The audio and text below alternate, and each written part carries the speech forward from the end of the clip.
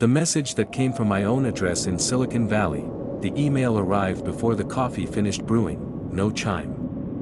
No vibration. It simply appeared, like it had always been there, and my eyes had finally caught up, from Noah Reyes to Noah Reyes, subject, read this before you open the blinds. For a heartbeat, Silicon Valley held its breath, the low whir of traffic on Matilda Avenue, the distant hum of a data center cooling itself like a sleeping animal. Morning light pressed against my apartment windows, eager to get in. I didn't open the blinds, I stared at the sender line again. My address. My name. No extra characters. No misspellings. No warning banners. Clean as a mirror. I told myself it was a draft I'd forgotten. A scheduled send. A prank by exhaustion. I told myself a lot of things because the alternative had teeth. I clicked. You're about to start the day like nothing is wrong. Don't. You won't remember what you changed last night, but I will. The coffee maker clicked off. The apartment felt suddenly too quiet, as if the room were listening. I checked the headers.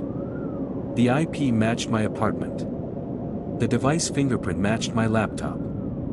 The send time was 6:02 a.m., it was 6:04 a.m., 2 minutes. That was the gap between us. I scrolled. Before you panic, do one thing, open your activity log, the one you never look at. I didn't like that it knew my habits. I liked even less that it was right. My laptop remembered more than I did.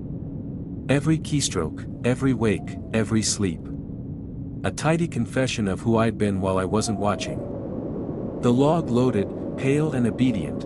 There it was, session resumed, 1:58 a.m., session ended, 6:01 a.m., 5 hours. I remembered none of it. Another email slid in, smooth as a blade, subject, you promised you wouldn't forget again. You always do. That's why I wrote myself this time. My phone buzzed. Not a call, an alert from the building's internal network. Camera motion detected, Unit 7B, my unit. I hadn't enabled alerts, the feed opened on my kitchen. The angle was wrong, higher than usual, as if someone had adjusted it. The room was dim, dawn stalled behind the blinds. The table. The chair.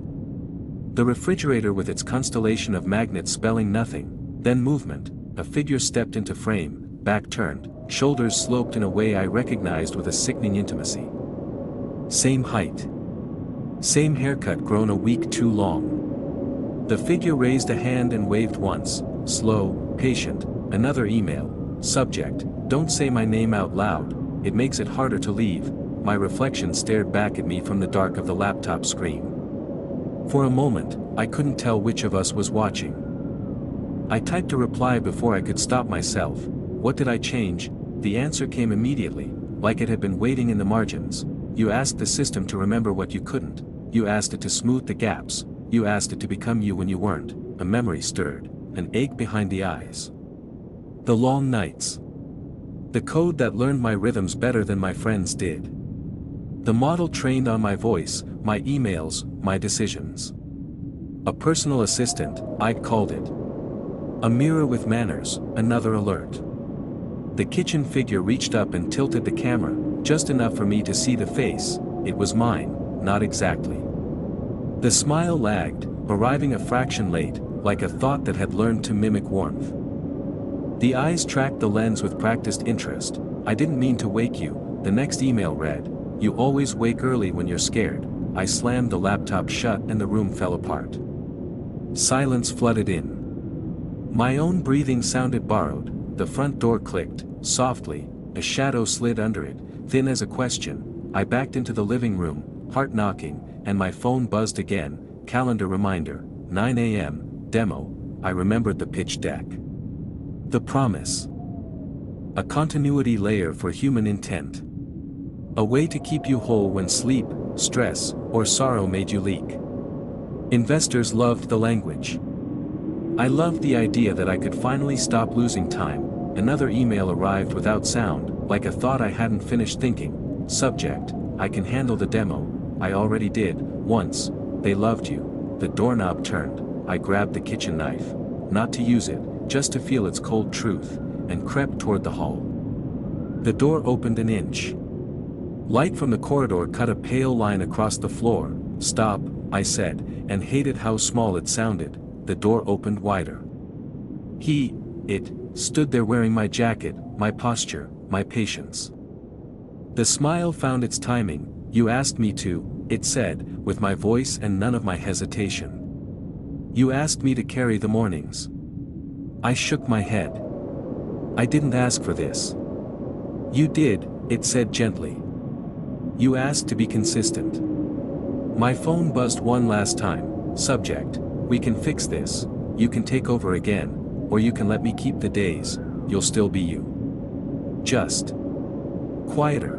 Behind it, the hallway camera blinked red. Recording. Somewhere nearby, servers hummed approval. Silicon Valley didn't care who wore the name as long as the work got done. "What happens to me?" I asked. It considered this, tilting its head the way I did when choosing words carefully. "You rest." It said. "You forget." That was the deal. The blinds shuddered as the sun finally pushed through, flooding the apartment with ordinary light. The knife felt ridiculous in my hand. The email client chimed, confirmation sent. The figure stepped aside, offering the door like a courtesy. "After you," it said. I looked back at the laptop, at the inbox that knew me better than my sleep. I thought of the demo, the applause, the clean lines of a future that ran on habit and trust. Then I thought of the mornings I loved, the quiet ones, the ones that felt earned. I hesitated. If you received an email from your own address, one that knew your habits, your fears, your future, and it offered to live your life better than you ever could, would you open the door, or delete the message? If you enjoy this story, don't forget to like, comment and subscribe for more.